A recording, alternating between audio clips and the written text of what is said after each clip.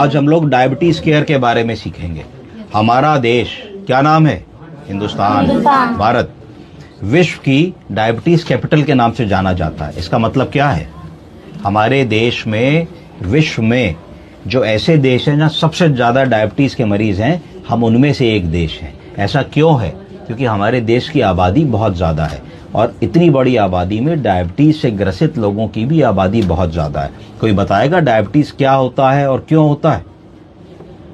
बताइए सर। जो डायबिटीज होता है, जब हमारे जब हमारे जो इंसुलिन होता है उसका लेवल बढ़ जाता है तो पेशेंट को जो ग्लूकोज लेवल होता है तो इंक्रीज होता है। इंसुलिन का लेवल बढ़ता नहीं है, इंसुलिन कम बनती है जिसकी वजह से शुगर का लेवल बढ़ जाता है। हम लोग बात करते हैं कि डायबिटीज एक मेटाबॉलिक बीमारी है। क्या है? मेटाबॉलिक बीमारी। बहुत सारा कारण डायबिटीज होने का हमारी दिनचर्या, हमारी जीवन शैली, हमारा खान पान और हमारा जेनेटिक म्यूटेशन। हमको कई बार ऐसा होता है अपने फोर फादर से, दादी बाबा से भी डायबिटीज मिल जाती है। उसको जेनेटिक कॉज कहते हैं, जेनेटिक, क्योंकि हमारे पूर्वजों में थी तो हम लोगों को भी वो बीमारी आ गई। दूसरा कॉमन कॉज होता है हमारा व्यायाम ना करना, वर्जिश ना करना, एक्सरसाइज ना करना। बिल्कुल सही आपने बताया, इनएक्टिविटी। जब हम इनएक्टिविटी करते हैं तो हमारे शरीर की जो ऊर्जा होती है वो पूरी तरीके से यूटिलाइज नहीं हो पाती। जब ऊर्जा यूटिलाइज नहीं होती है तो हमारा वजन बढ़ने लगता है। जब वजन बढ़ता है तो कैसे बढ़ता है? फैट बढ़ने लगता है। जो अच्छी वाली चीज होती है जिसको मसल मास कहते हैं वो नहीं बढ़ता। मसल मास बढ़ने के लिए जरूरी है कि हम वर्जिश, व्यायाम, कसरत, पार्क में जाना, भाग दौड़, पुशअप्स, है ना, ये सब करें। हम कहाँ करते हैं?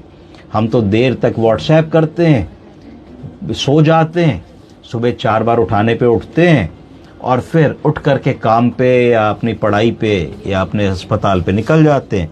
सारा दिन कुर्सी पे बैठे रहते हैं।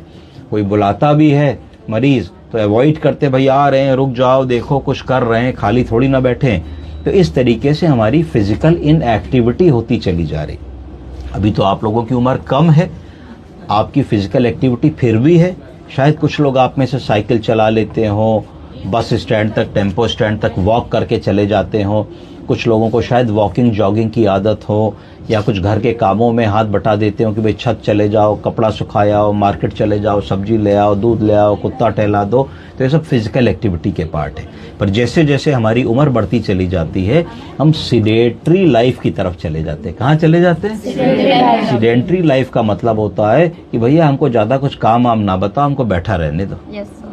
जैसे ही हमें सीडेंट्री लाइफस्टाइल की तरफ जाते हैं हमारे शरीर में बहुत सारे चेंजेस आने लगते हैं।